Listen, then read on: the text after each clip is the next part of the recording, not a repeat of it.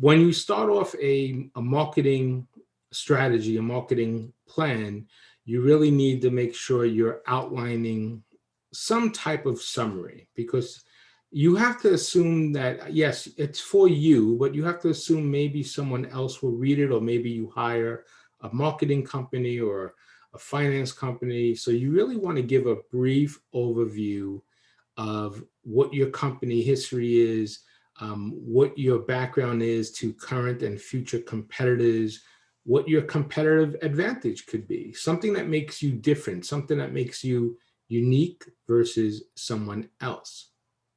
Again, what you're trying to do here is just summarize. It's not a long, drawn out summary. When I say a summary, it's maybe a paragraph, perhaps two at the most, because you're just giving background information. You also want to talk about your strategy and goals. So your strategy would be to sell to consumers. Let's say you're selling bottled water to consumers, and your goal is to be a leader in the bottled water business in the state of Florida or the city of Miami, something specific. Remember, when we make goals, we try to use SMART goals, which are specific, measurable, attainable, realistic, and timely, right? And then also you want to talk about the sales forecast, because you want to make sure that you're entering into an opportunity that's going to be a big marketplace or a growth marketplace, right? You don't want to go into a market that's not growing. So that's really how we start everything off, by putting together a summary. So just an outline of your strategy and your goals, just a brief explanation and the purpose of the marketing plan, the product, and the company. And you really want to tell us why you're producing this plan and what the intent of the information of the plan is for. So you're obviously building this strategy to grow your business 2% in 5 years, something along those lines. So the summary is maybe 2 paragraphs, but you're outlining your company history, your strategy, your goals, how big the market is, what makes you different and unique. This way, if nobody reads anything else, or if you, as the business leader of this plan, if you read nothing else and you just read those 2 paragraphs, you really get a good idea of what you're trying to do just in that summary. The next part of the plan is when we talk about the 4 Ps. Remember, the 4 Ps were product, place, promotion, and price. And I always leave price last, and there's actually a separate section where we'll talk about that a little more. But when you talk about the product, you really want to explain your product features. What are your major benefits? What are your branding strategies? What are your features and benefits? So a feature would be something that you provide with the product or offer with the product. And the benefit is what the consumer would get as a result of enjoying the feature.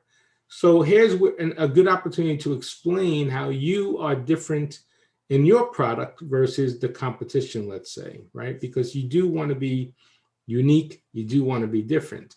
You also want to talk about the distribution, the place on how you're getting the product to market. So if you're doing online sales only, well, I'm selling my product online only. I'm selling it in retail only. Or in this case, you probably want to do what we call omni-channel, sell both in retail and online. That would be a great place here for distribution. Promotion strategies are really, how are you going to advertise? How are you going to sell, promote it? And that includes public relations. It includes personal selling, meaning a sales team of some sort. So here you want to explain what your promotional strategies will be for your product and service description. Now, when we talk about price in this first section, it's really briefly an overview of what you're doing with price. So let's say you're selling online, a product online. So you say my price is $9.99 online. Let's say you're also selling that same product in a retailer. Well, my price is $11.99 at a retailer, that type of thing. Or If you're also selling to a distributor, then you would say my price is $4.99 to a distributor, $9.99 online, and $11.99 in retail. And you're helping to explain your pricing along the channels that you choose. So that's what you're trying to accomplish here. And this is maybe a half a page of descriptive copy that's going to help us understand how your product is different, how you're going to market, how you plan on promoting and advertising your product, and what your general pricing strategy would be in the different distribution channels. So one good point you want to keep in mind, and I think this is important to keep in mind throughout the whole plan, is understand the who, the what, the why, the when, the how, and the where. So if you understand the what makes my product different? What makes my company so different? And the who will buy my product, right? Whose problem am I solving? Whose need am I filling? Remember, we have to solve a problem or fill a need. Where are they? Where are these people that we're going after? And where can I market to them? When do they want to buy the product, right? When can I market to them? When can I sell to them? How do I get to them? In what channel, perhaps, can I get to them? And answer those questions. And I think if you remember that, you're able to really formulate a good strategy, a good plan. So you want to define your why, understand your distribution, describe how the product gets to the final user. Why does your product or service exist? Why is a company in business? What problem are you solving, right? What markets are you serving? That's all part of this product and service description. So let's talk about the target market now. Now, the target market is pretty important because without understanding the target market, you will not be successful in trying to sell the product that you have. So this is the who. Who will buy my product? That's the target market. So here you really want to explain how the product is being used, why the product's being used, what is the potential market size of the product? That's really important. Is it growing? Because you want to be in a growth market, not in a diminishing market. And then we talk about the product positioning to the customer. So what is the product positioning? And remember, positioning is how the customer sees your product in their eyes, in their mind. So is it a high-end, high expensive quality product? Is it a low-end, low inexpensive product, right? A basic type of product. What is your positioning in the marketplace? That's going to help you define the target market too. And let's not forget, we're trying to solve a problem here. So what problem are we solving? What need are we filling in that target market? That should be pointed out in this section too. Here's where you want to dig in a little bit. You want to be able to identify and segment out the 2 or 3 groups that really would tie into your product and buy your product on a regular basis. So we call these personas, right? You want to make sure you're identifying who that individual is, what their gender is, their income, their age, their occupation, their education, the family life cycle, meaning are they single? Are they married with kids? Are they older in life? That type of understanding of who that consumer is. What about their attitudes and their characteristics of purchase patterns, their likes and dislikes, their what we call pain points? All these things are important to know about your target market, because then if you know that, you could really create messaging and convert them. Remember, our goal is to take the customer's journey and to understand where they are and be able to convert them so they buy something from us. That's really important. And why do they want to buy our product? And here's where you create the segmentation. So let's say you're selling a product to all women in the United States. Well, that's great. Maybe it's half of the population. I don't know the exact number of women in the population in the US, but let's assume it's 150 million women between the ages of 18 and 65. Well, that's a lot of women. So now you have to start segmenting that down. Who would really buy your product? Let's talk about age groups. Maybe it's the ages between 25 and 45. So now that segment gets down a little further. Maybe that's only 60 million women in the US. And then maybe you want to sell only to women with children, right? Who have children because it's a product that moms would buy. So maybe that number gets drilled down to maybe 30 million women between the ages of 25 and 45. And then perhaps you want to take that group and segment it into women with children under the age of 12 and women with children between the ages of 13 and 17. So now you have two basic segments, and the messaging would be different. The targeting will be different to both of those type of groups. Now you have two types of personas that you can go after and target. That's what the target market really does here, and that's why that's important to have. So now we talked about your product, we talked about your company, we talked about your target market. What's next? Well, we have to think about our competition. There's competition for everything we do. So we have to really think through this, because our competition is not waiting for us to come out into the marketplace. In fact, they'll probably react if we're new to the marketplace. So we have to do an analysis on our competition. But before we even get there, we need to do an analysis on ourselves, on our own company. And what we do is we use the SWOT analysis, the SWOT, which stands for strengths, weaknesses, opportunities, and threats. That's the SWOT analysis. So a strength and a weakness is internal. That's something that affects you personally and the company, right? And then you have opportunities and threats. That's external. That affects you, but it's outside of your control. For instance, the pandemic affects everybody. We as businesses couldn't predict this happening, but it's definitely a threat. It was outside of our control. Now, it was also an opportunity for some companies, right?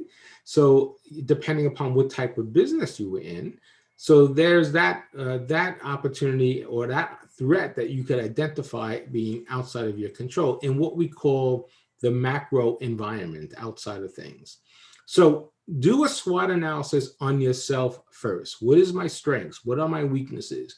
What are my opportunities? What are my threats? And I would do 2 to 3 points in each section. Then I would go out and take a look at the competition. Maybe at least do one competitor. If you can't find one, find a substitute, somebody that's very close to what you do that could be a competitor. Normally we could find at least one competitor, and I like to find 3, perhaps the largest, maybe the smallest, and maybe the most local to us, right? And then do the same analysis with your competition: strengths, weaknesses, opportunities, and threats. And again, you want to do 3 points in each.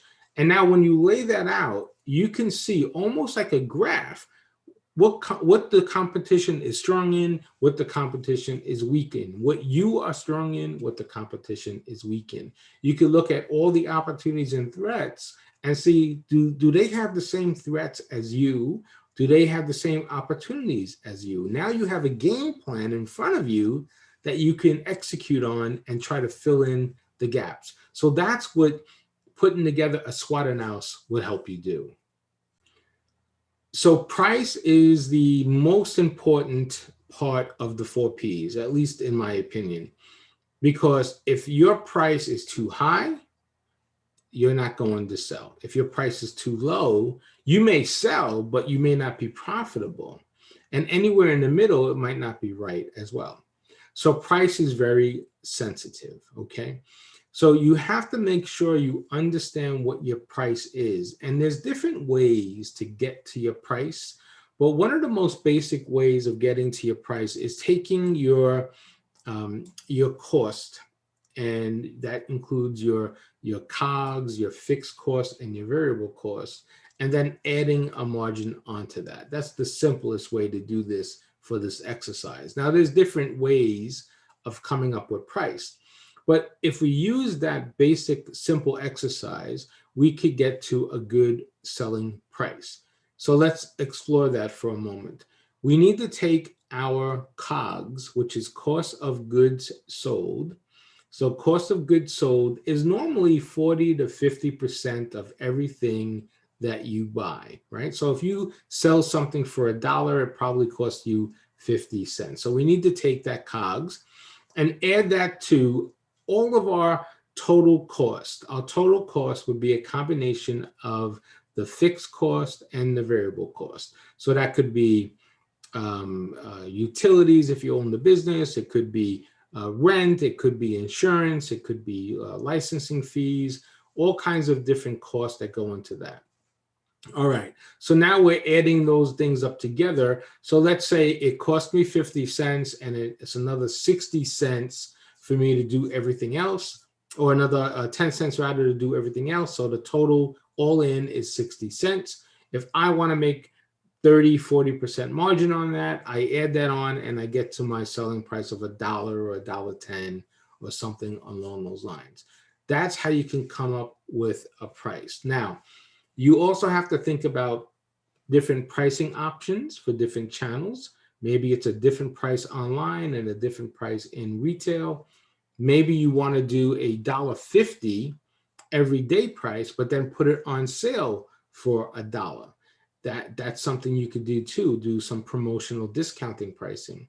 Or maybe you want to sell it at a very low price all day long, work on a smaller margin, but sell more product. So your pricing strategy has to take shape here in this section so that you know when you sell something, you'll be profitable. And that's the idea of setting this section up.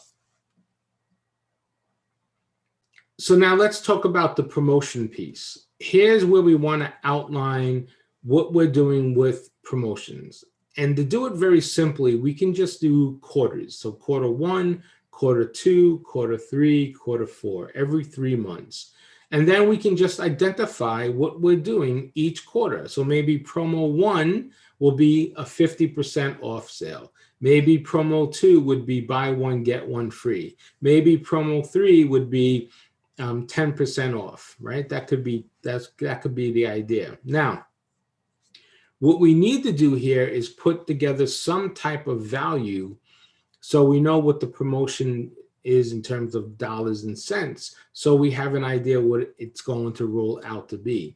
So you can lay out your promotion and then lay out the approximately dollar value that you're trying to spend in this particular case. So promo 1, quarter 1 might generate, let's say could generate $10,000 worth of sales, but cost you $5,000, something along those lines. So you just want to outline that here.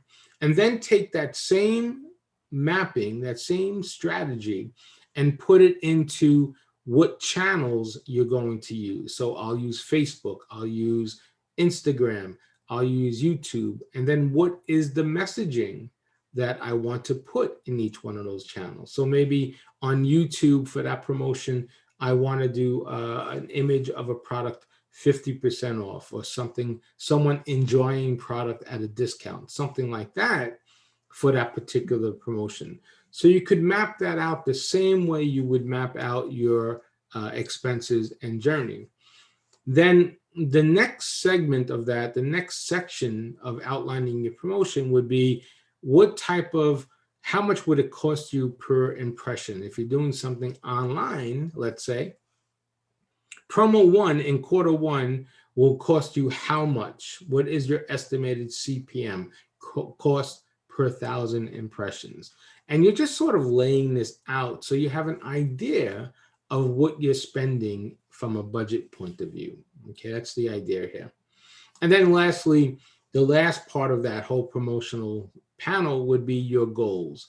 What are your goals? Because everything we do is driven by goals. So we have to have goals laid out in each quarter for each channel. I want to sell 5,000 units in quarter 1 through Facebook. I want to sell 10 units in quarter 2 through Instagram. What is your goal?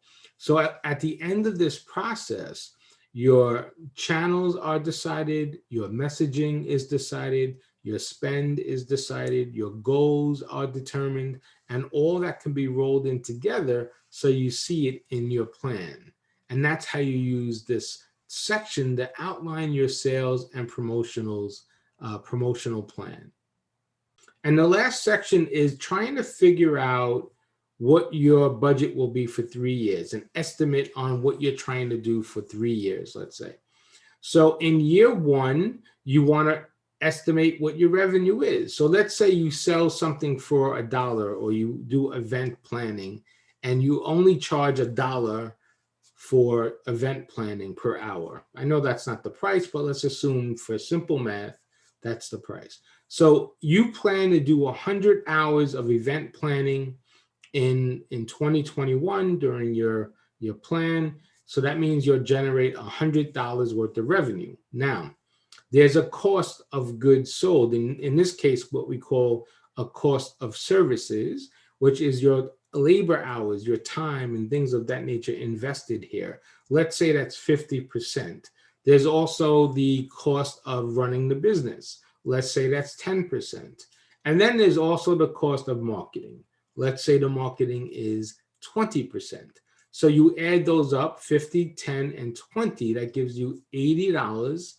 From the 100, you get $20 gross profit when everything's said and done. That's year one. Then you have to estimate what year two would be. Same type of math. Let's assume you're going to grow the business a little more in year two, and then you still have the cost of goods sold, you still have the SG&A, you still have the marketing. You do the math, you back that out, and then you get your gross profit. You do the same thing for year three. You really want to come up with a 3-year forecast and a budget, and you're trying to estimate what your revenue would be, what your cost of goods sold would be, what your expenses would be, SG&A, and what your marketing would be. And then when you deduct that all out, you'll have gross profit on a regular basis. That's sort of the idea here for this segment.